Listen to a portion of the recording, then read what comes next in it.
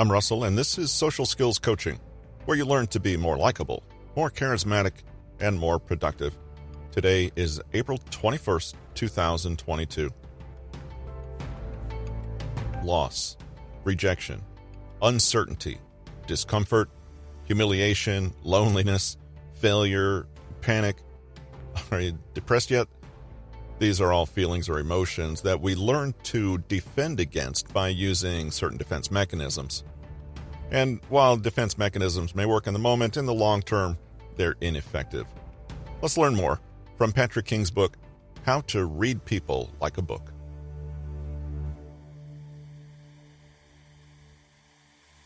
Defense mechanisms are the specific ways we protect our ego, pride, and self-esteem. These methods keep us whole when times are tough. The origin of the term comes from Sigmund Freud. These so-called defense mechanisms are also a powerful predictor of behavior and will give you a deep insight into why people do what they do. Defense mechanisms can take many varied and colorful forms, but there are a few common patterns that you'll see in others, and hopefully yourself. These psychological shields rear up when the ego senses something it doesn't agree with, can't face, or wishes wasn't true. Loss, rejection, uncertainty, discomfort, humiliation, loneliness, failure, panic, all of these can be defended against using certain mental tricks. These mechanisms are there to protect us from experiencing negative emotions. They work in the moment, but in the long run, they are ineffective since they rob us of the opportunity to face, accept, and digest inevitably negative emotions as they crop up.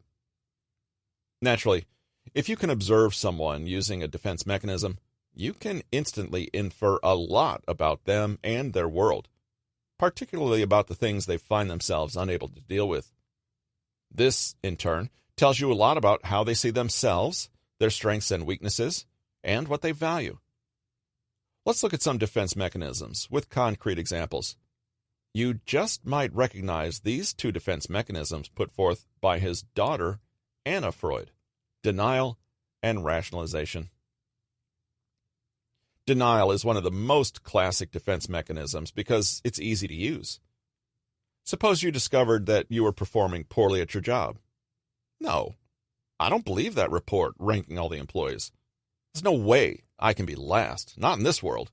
The computer added up the scores incorrectly. What is true is simply claimed to be false, as if that makes everything go away. You're acting as if a negative fact doesn't exist.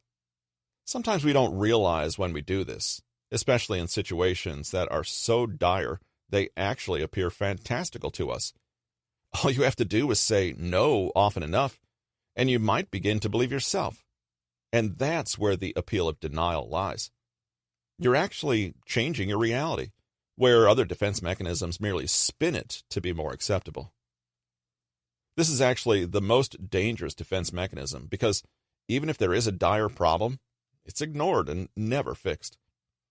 If someone continued to persist in the belief that they were an excellent driver despite a string of accidents in the past year, it's unlikely that they would ever seek to practice their driving skills. Rationalization is when you explain away something negative. It's the art of making excuses. The bad behavior or fact still remains, but it's turned into something unavoidable because of circumstances out of your control. The bottom line is that anything negative is not your fault, and you shouldn't be held accountable for it. It's never a besmirching of your abilities. It's extremely convenient, and you're only limited by your imagination. Building on the same prior example of poor job performance, this is easily explained away by the following: your boss secretly hating you, your co-workers plotting against you, the computer being biased against your soft skills, unpredictable traffic affecting your commute, and having two jobs at once. These flimsy excuses are what your ego needs to protect itself. Rationalization is the embodiment of the sour grapes fable. A fox wanted to reach some grapes at the top of a bush, but he couldn't leap high enough. To make himself feel better about his lack of leaping ability, and to comfort himself about his lack of grapes, he told himself, the grapes look sour anyway, so I wasn't missing out on anything. He was still hungry, but he'd rather be hungry than admit his failure. Rationalization can also help us feel at peace with poor decisions we've made, with phrases such as, it was going to happen at some point anyway. Rationalization ensures you never have to face failure, rejection, or negativity. It's always someone else's fault.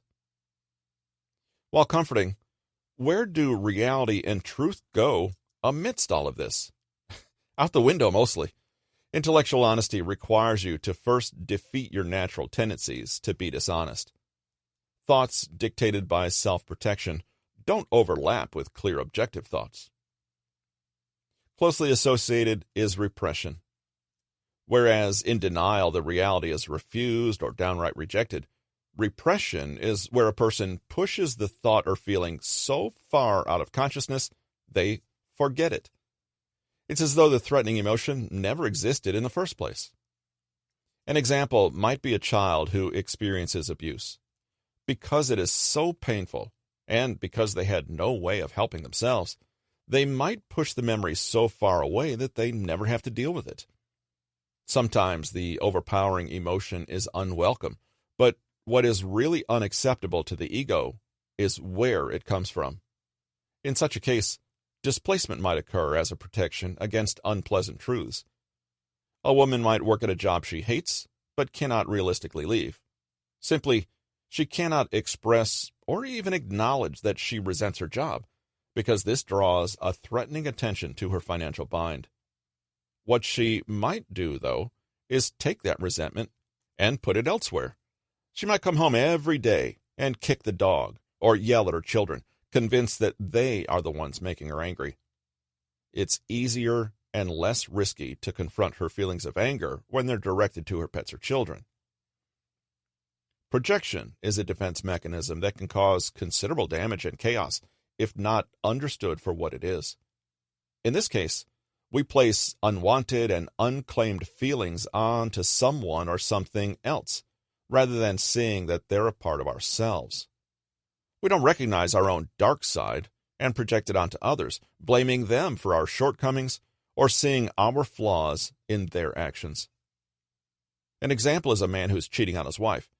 He finds his own behavior unacceptable, but rather than allow himself to condemn his own actions, he projects that shame onto his bewildered partner and is suddenly suspicious of her behavior, accusing her of keeping something from him.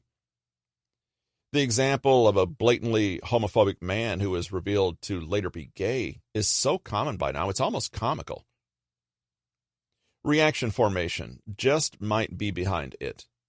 Whereas denial simply says, this isn't happening, reaction formation goes a step further and claims, not only is this not happening, but the exact opposite is the case. Look. A woman might be terrified of her new cancer diagnosis and, rather than admit her fear, puts on a show to everyone of being courageous, preaching to others about how death is nothing to fear. In times of extreme emotional distress, you might find yourself regressing to a simpler time, i.e., childhood. When you were young, life was easier and less demanding. To cope with threatening emotions, many of us return there, acting childish as a way to cope. A man might be facing some legal troubles over misfiled taxes. Rather than face the situation, he gets into a screaming match with his accountant, banging his fists on the table in a tantrum, and then pouting when people try to reason with him. Finally, we come to sublimation. In the same way that projection and displacement take the negative emotions and place them elsewhere, sublimation takes that emotion and channels it through a different, more acceptable outlet.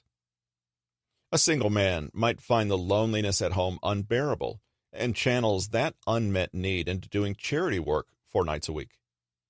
A woman may receive some bad news, but rather than get upset, she goes home and proceeds to do a massive spring clean of her home. A person might routinely turn panic and anxiety into a dedication to prayer, and so on. Defense of the ego is a nasty habit, But it's easy to recognize when you know of its insidious presence. Sometimes we can't help it. We're all human.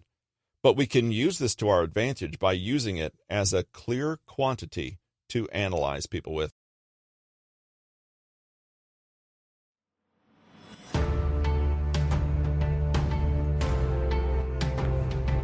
Did you enjoy this episode of Social Skills Coaching? Please take a moment to subscribe, rate, or leave a review on whatever platform you're finding this episode on. It's very much appreciated. Thank you, and see you next week.